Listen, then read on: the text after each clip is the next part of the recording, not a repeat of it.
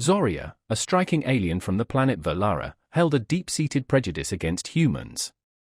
Her people, tall and elegant with skin that shimmered under the light of their binary suns, had been raised on tales of the ugliness and strangeness of humankind. Zoria had always accepted this as truth, so the news of her upcoming diplomatic mission to Earth filled her with both anticipation and apprehension. She was undeniably curious, yet she dreaded what she might encounter. Stepping off the spaceship, Zoria was immediately struck by the warmth of Earth's air and the vibrant colors of the flora. But her awe quickly turned to disappointment as she saw the humans. Short, with textured skin and unconventional features, they were nothing like the graceful beings of her home world. A wave of homesickness washed over her, and she felt a powerful urge to return to the familiar beauty of Valara. Despite her misgivings, Zoria had a duty to fulfill. She was there to learn about humans and foster peace between their two worlds. As she navigated the bustling city, she tried to remain open-minded, observing the humans in their daily lives. She saw them laughing, conversing, assisting one another, and lost in their own thoughts. A group of children playing in a park, their faces alight with joy, offered a flicker of hope. Perhaps humans weren't as unpleasant as she'd been led to believe. Then she saw Adrian. He stood with a group, his back to her. His hair was tousled, and his clothes appeared well-worn. Zoria overheard his laughter, but the sound grated on her, seeming loud and inappropriate. He looked, she thought, like the epitome of a human, far from anyone she could ever respect. When Adrian turned around, Zoria's breath hitched. His bright green eyes sparkled with life, and his smile was warm and sincere. Zoria quickly chided herself. He's still just a human, she thought, nothing special. She forced herself to look away, her heart pounding in her chest. She refused to feel anything for a human. Later that day, Zoria was formally introduced to Adrian. He extended his hand with a friendly smile. "Hi, I'm Adrian," he said. Zoria hesitated. She knew what she'd been taught, humans were beneath her. Yet, there was something different about his voice, a gentle and welcoming quality. She reluctantly shook his hand, surprised by the warmth of his touch. "I am Zoria," she responded coolly, trying to mask her surprise. As they spoke, Adrian asked Zoria about Valara, demonstrating a genuine interest in her home. Zoria found herself answering his questions, her tone measured and cautious. She wanted to maintain her distance, yet she couldn't ignore the way his eyes lit up as she described her planet. "It sounds incredible," he said, leaning closer. "I wish I could see it someday." A strange warmth spread through Zoria's chest. Why did his words affect her so? She quickly suppressed the feeling, reminding herself of her mission. "You wouldn't like it," she said sharply. "Humans are not welcome there." Adrian's smile faltered momentarily, but quickly returned. "Maybe we can change that," he said, a hint of determination in his voice. "We can show your people that humans can be good." Zoria felt a surge of frustration. How could he be so naive? Humans had a long history of conflict and discord. She wanted to argue with him, to tell him he was wrong.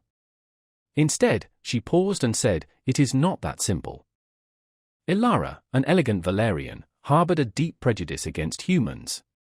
Her species, tall and graceful, with skin that shimmered like pearls under Valara's twin suns, had been raised on stories depicting humans as crude and grotesque.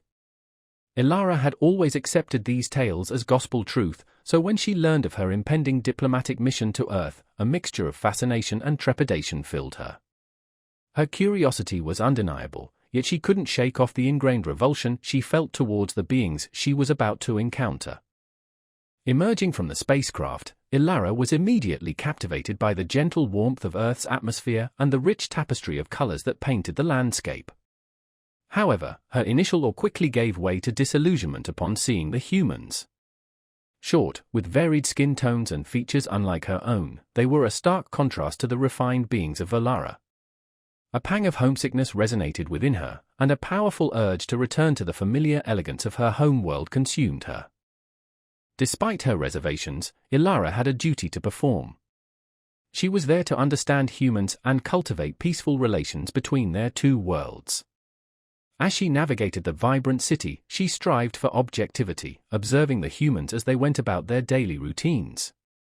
She witnessed them laughing, conversing, offering assistance to one another, and absorbed in their own contemplations. A group of children frolicking in a nearby park, their faces radiant with pure joy, sparked a glimmer of hope within her.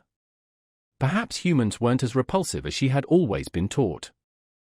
Then she noticed Caleb. He was standing amidst a group, his back to her. His hair was slightly disheveled, and his clothing seemed comfortable and practical. Elara overheard his laughter, but the sound jarred her, striking her as boisterous and unbecoming.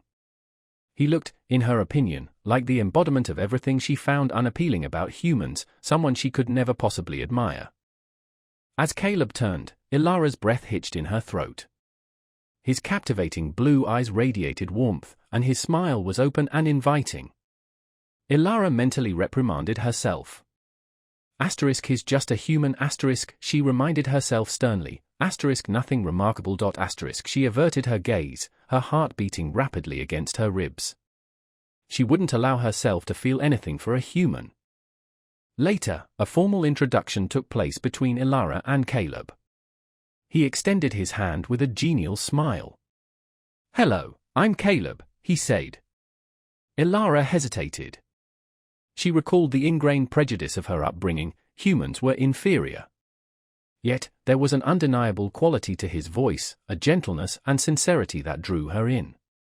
She reluctantly took his hand, surprised by the firmness and warmth of his touch. "I am Elara," she replied, her tone reserved, attempting to conceal her unexpected reaction. As they conversed, Caleb inquired about Valara, demonstrating a genuine fascination with her home planet. Elara found herself responding to his questions, her voice carefully measured and guarded.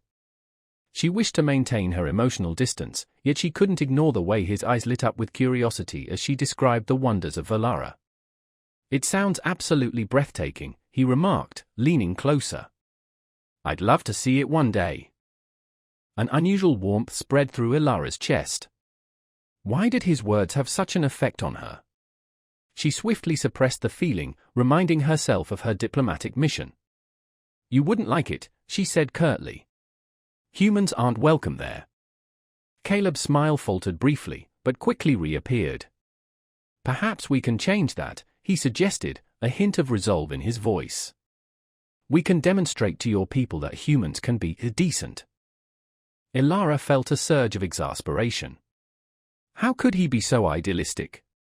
Humans had a long and troubled history of conflict and discord. She longed to challenge him, to prove him wrong. Instead, she paused and said, "It's far more complicated than that." The next few days were a whirlwind of activity for Elara. She attended countless meetings with human officials, striving to understand their complex political systems and societal structures. She learned about their history, their triumphs and their tragedies, realizing that humans, like Valerians, were a product of their past. Elara found herself increasingly drawn to their resilience, their capacity for both great destruction and incredible compassion. Caleb became her constant companion, guiding her through the intricacies of human culture. He took her to museums, where she marveled at the artistry and creativity of human expression. He introduced her to various cuisines, and though Elara initially found some of the flavors strange, she gradually developed a fondness for Earth's diverse culinary offerings.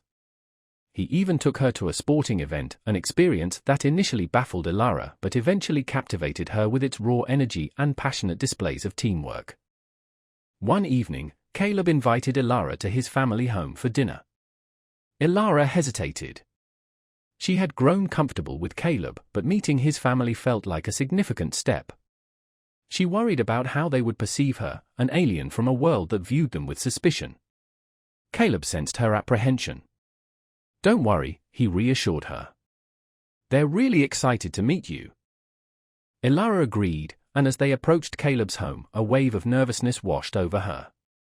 She was greeted at the door by Caleb's mother, a warm and welcoming woman who immediately put Elara at ease. Inside, she met Caleb's father and siblings, all of whom greeted her with genuine smiles and friendly curiosity. Dinner was a lively affair filled with laughter and conversation. Ilara found herself answering questions about Valara, her initial reservations fading as she shared stories of her home. She was surprised by how easily she connected with Caleb's family, their warmth and genuine interest melting away her preconceived notions. She realized that despite their physical differences, they shared a common bond, a love for their families, a desire for peace, and a hope for a better future. Later, as Caleb walked Ilara back to her temporary quarters, they paused under the starlit sky. "So, what did you think?" Caleb asked, a hint of nervousness in his voice. "My family, I mean." Ilara smiled. "They were wonderful," she replied sincerely. "I felt welcomed." She paused, a strange emotion welling up inside her. "I never thought I would feel this way about humans." Caleb's face softened. "I'm glad," he said softly. "I hoped you would see that we're not as bad as you thought." Ilara looked at Caleb, her heart pounding in her chest. She realized that her feelings for him had deepened, evolving from initial curiosity to genuine affection. She wanted to tell him, to express the emotions that were swirling within her, but she hesitated. She was still an alien on a diplomatic mission, and her feelings for a human complicated matters. "It's complicated," she finally said, her voice barely above a whisper. Caleb reached out and gently took Ilara's hand. "I understand," he said, his eyes filled with warmth. "But maybe complicated isn't always a bad thing." Ilara looked into Caleb's eyes, her heart filled with a mixture of hope and uncertainty. She knew that her journey of understanding humans was far from over, but she was ready to face whatever challenges lay ahead, knowing that she had found a true friend in Caleb, and perhaps something more. The following days were a whirlwind for Tsar. Meetings with Earth officials filled her schedule, each one a lesson in the complexities of human governance and social structures. She absorbed information about their history, their triumphs and failures, realizing that humans, like Valerians, were shaped by their past. She found herself increasingly captivated by their resilience, their capacity for both immense destruction and remarkable compassion. Alex became her constant guide, navigating her through the nuances of human culture. He led her through museums, where she marveled at the art and creativity on display. He introduced her to Earth's diverse cuisine, and though some flavors initially seemed unusual to her palate, she gradually acquired a taste for the varied culinary offerings. He even took her to a sporting event, a bewildering experience at first, which eventually captivated her with its energy and displays of teamwork. One evening, Alex invited Tsar to his family home for dinner. Tsar hesitated. Though she'd grown comfortable with Alex, meeting his family felt like crossing a significant threshold. She worried about their perception of her, an alien from a world that regarded them with suspicion. Alex sensed her apprehension. "Don't worry," he reassured her, "they're really looking forward to meeting you." Tsar agreed, and as they neared Alex's home, a wave of nervousness washed over her.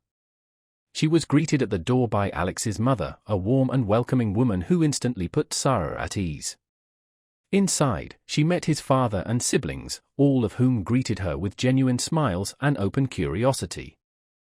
Dinner was a vibrant affair filled with laughter and engaging conversation. Tsar found herself answering questions about Valara, her initial reservations dissolving as she shared stories of her home. She was surprised by the ease with which she connected with Alex's family, their warmth and genuine interest melting away her preconceived notions. She realized that beneath their physical differences, they shared a common thread, a love for their families, a yearning for peace, and a hope for a brighter future. Later, as Alex escorted Tsar back to her temporary accommodations, they paused beneath the star-dusted sky. "So, what did you think?" Alex asked, a trace of nervousness in his voice. "Of my family, I mean." Tsar smiled. "They were wonderful," she replied sincerely. "I felt accepted."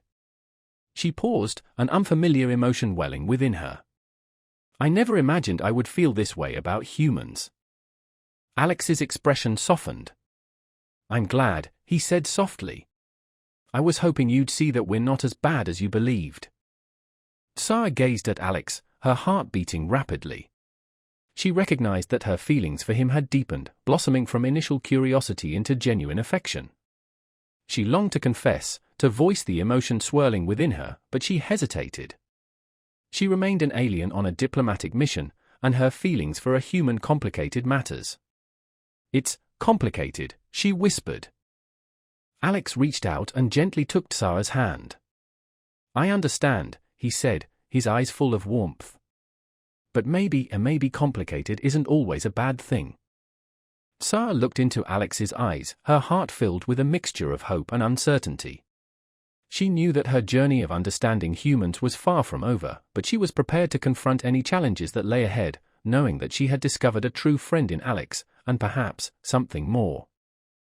The weeks that followed were a blur of diplomatic engagements. Zoria found herself constantly attending meetings, giving speeches, and participating in cultural exchanges. She learned more about Earth's complex political landscape and was surprised by the diversity of human cultures. She also discovered a love for Earth's vast oceans, spending hours swimming and exploring the underwater world. While she missed Valara, a part of her began to feel at home on this vibrant, chaotic planet. Her relationship with Alex deepened. They spent hours talking, sharing stories of their respective worlds, and exploring the city together. Zoria found herself drawn to his kindness, his sense of humor, and his unwavering optimism. She admitted to herself that she was falling in love with him, a human, something she never thought possible. However, she kept her feelings hidden, unsure of how he felt and worried about the implications of an interspecies romance, especially given her diplomatic role. One evening, while walking along the beach, Alex turned to Zoria, a serious expression on his face. "Zoria," he began, "I need to tell you something." Zoria's heart pounded in her chest. Was he going to confess his feelings? Or was he going to tell her that their friendship was too complicated? "I've been offered a position," Alex continued, "a research opportunity on a distant space station.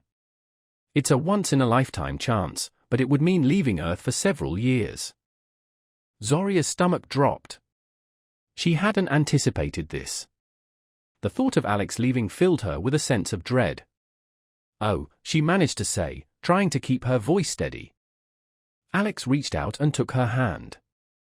"I don't want to leave," he said softly, his eyes searching hers. "But it's such an incredible opportunity. I wanted you to know." Zoria looked at him, her heart aching. She knew she couldn't ask him to stay. His dreams were important, and she couldn't be the one to hold him back. "I understand," she said, forcing a smile. "You should go. It sounds amazing." "But what about us?" Alex asked, his voice barely above a whisper. Zoria's breath caught in her throat. He did care. He felt it too. I don't know," she admitted, tears welling up in her eyes. "This is complicated." Alex pulled her into a hug. "I know," he whispered, holding her tight. "But maybe we can figure it out." As they stood there, embraced under the starlit sky, Zoria knew that her journey was far from over. She had come to Earth with prejudice in her heart, but she had found love, friendship, and a sense of belonging. She had learned that judging an entire species based on preconceived notions was wrong, and that true understanding comes from connection and shared experiences. The future was uncertain, but she was ready to face it, knowing that she had the strength and the support to navigate whatever challenges lay ahead. The journey of understanding, she realized, was not just about learning about another species, but about learning about herself.